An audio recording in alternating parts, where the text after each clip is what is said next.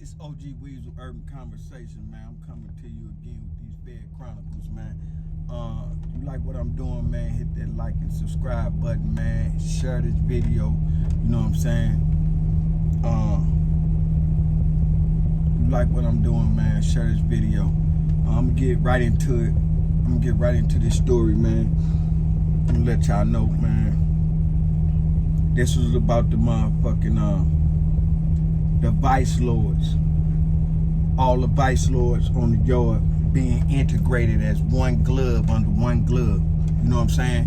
When you know anything about the vice lord nation, you know what I'm saying? And I don't know all of them. I know it's the insane. You got the insane. You got the you got insane vice lord. Man, it's a whole lot of them. You know what I'm saying? You got all different branches of vice lords, right? So,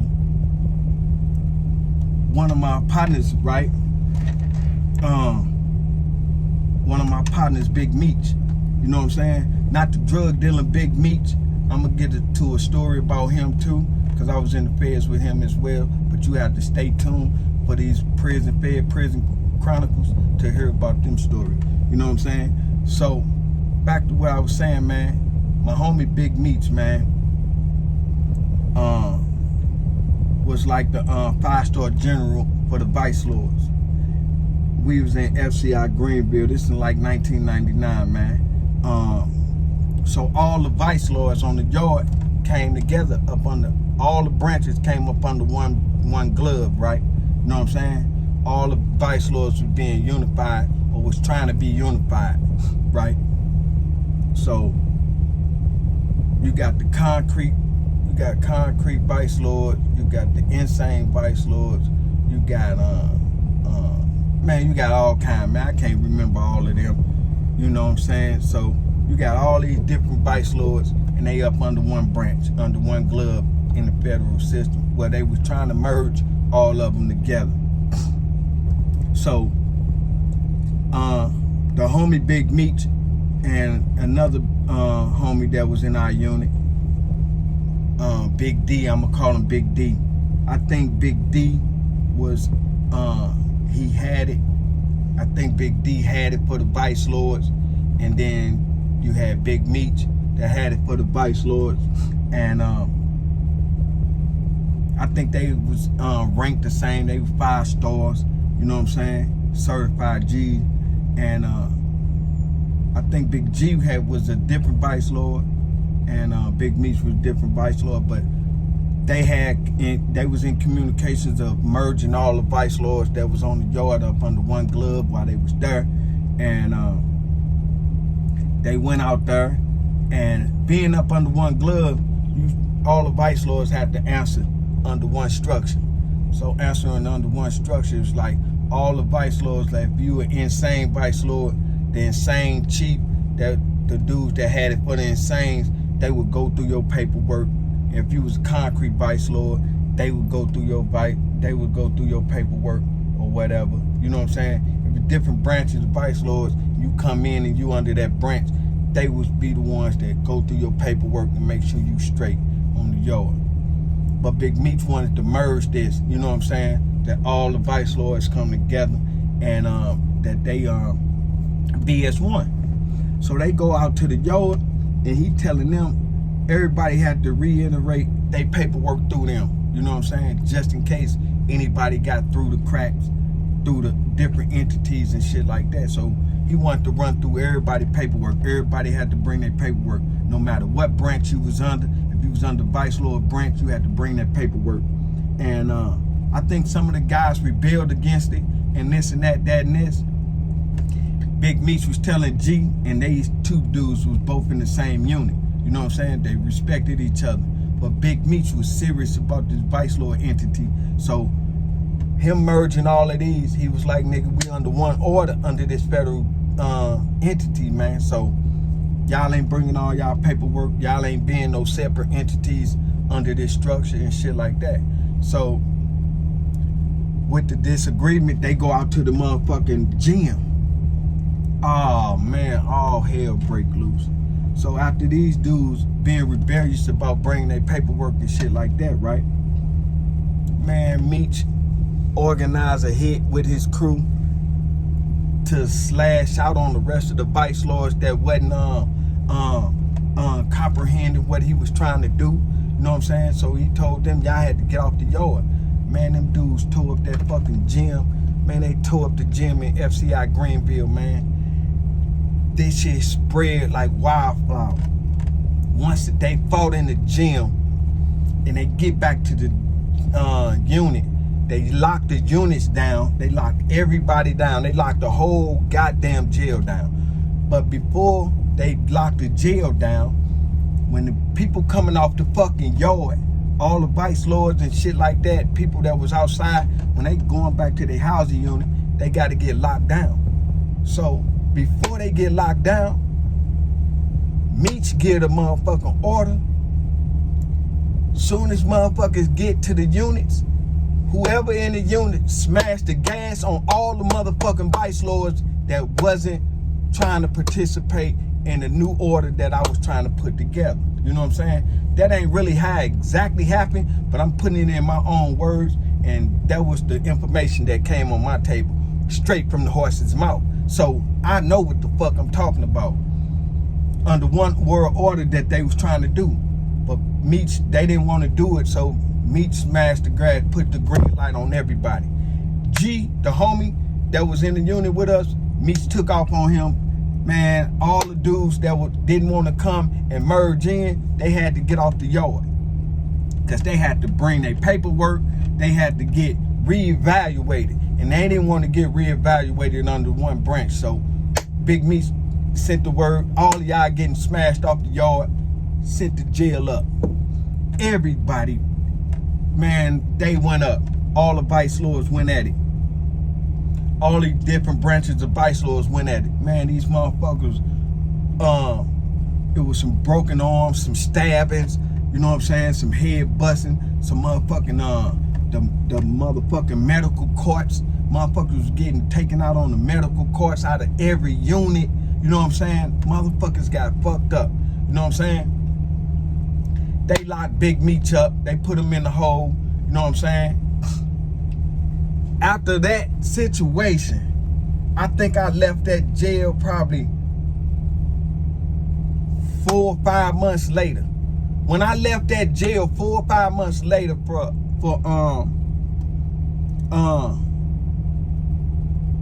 I went to the shoe. People started dropping kites on me and shit like that for some activities that I ain't had nothing to do with. So I go to the shoe. They lock me up. So when they locking me up and transferring me, I don't know what jail I'm going to, so at this time, so as I do 3 or 4 months, four months in the shoe, being transferred, leaving it, I get on the motherfucking Con Air. After they transport me, they tell me where I'm going to Pekin, Illinois. That's like another 2-3 hours away from Greenville. It's another federal institution, right? But when I leave there, I got to go through Oklahoma Transit Center. So when I go get on the bus and go to Scott Air Force Base and get on the motherfucking Con Air, when I get on Scott Air Force Base and get on the airplane, 4 or 5 months later, after the jail had got sent up, my homie Big Meech on this motherfucking airplane, man, been on this airplane for the last 4 or 5 months, man, under diesel therapy. If you know anything about diesel therapy, man, when you set up the jail or you send the jail up and having too much juice and being able to shut a jail down, a federal institution that carry 25 to 3,000 inmates, and you stop all operations and you the leader of shutting down all operations, man, they feel you a threat. So they gonna get you out of here. But the sanction with getting him out of here was a plethora of a lot of things. You know what I'm saying? One of his sanctions was, and this ain't gonna be wrote down on paper. So when they locked Meech them up and locked them up at the Greenville shoe, do you know them people pulled a motherfucking bus up that night filled the bus up with all Vice Lord gang members and got them people up out of there. It was probably about 10 o'clock, 11 o'clock at night. So people can't tell me what the feds won't do and can't do. You know what I'm saying? I watched it firsthand. So when I get there, I get to the next jail, right? I get to the Oklahoma, I got to go through transit. I get on the airplane, man. When I get on the motherfucking airplane, guess who I see? I see Big Meech on this motherfucking airplane. And I'm like, damn, homie, what's up? He like, man, these motherfucking people been flying me around since I got off the motherfucking, since I got in the shoe. Once I got out the hole, man, these people been flying me around for 4 to 5 months, man. I ain't landed nowhere. Every time he land, he'll stay one night. If they fly him around the whole motherfucking country, when the plane land that night, what city they land in, they leave him. They leave him for like one night. And when they come back, they pick him up. And they fly him around all around the motherfucking country and drop him off again. Pick him up maybe a day or two later. Don't no mail catch up with you. Ain't no, you got a phone number. Well, your prison number is your identification card that you program into the phone to be able to use the phone. But you have to be there at any institution a minimum of 2 or 3 days before they activate your phone. So if they dropping you off and doing this motherfucking diesel therapy, flying you around the whole country, and you never been at no jail, in every jail that you stop at, you going to the shoe. You're not going to no population. So you're not being able to use no motherfucking deodorant that you normally being able to use, not being able to prepare, noodles or no motherfucking rice or whatever, no meals, no snacks or none of that. They dropping you off in the shoe, and when they drop you off, man, you get the bare minimum. You know what I'm saying? You might have a shower in there to give you some soap, deodorant, some soap, toothpaste for why you there at that particular time. So when he leave the shoe, man, I get on the plane, I see him, and I'm like, damn, where you going? He like, bro, I've been on a motherfucking airplane for the last 4 to 6 months, man, flying around this motherfucking country. And I'm like, damn. You know what I'm saying? So after a while, man, he finally get designated. I think they drop him off in Utah some motherfucking where. You know what I'm saying? Because after he do his little stint, he had like 20, 25 years. You know what I'm saying? So I knew that I would see him again because I had a 30-year sentence. You know what I'm saying? And when you get rotated around the feds, man, you know what I'm saying? It's only so many jails. You know what I'm saying? You got all day, so they got all the time in the world. So when I get back on the plane and I see him, man, he had been in the air for like 4 to 6 months, man. My heart went out to my brother, man. But he was a trooper, man. The nigga was a real live G.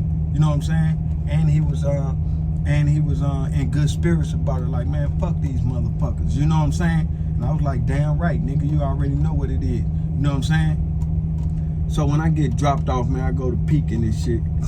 I get dropped off in Pekin, Illinois, man. And that's just what that was, man. That story there, man, was real bloody. You know what I'm saying? It shook up the institution, man. We stayed on lockdown for like a week or two after that because they had to find other gang members that slipped through the cracks, that got out, that still had potential harm to come to them or for them to even harm somebody else. You know what I'm saying? If you like what I'm doing, man, like and subscribe, man. Share this story, man. Real Fed Chronicles, man, coming to you. OG Weasel, Urban Conversation.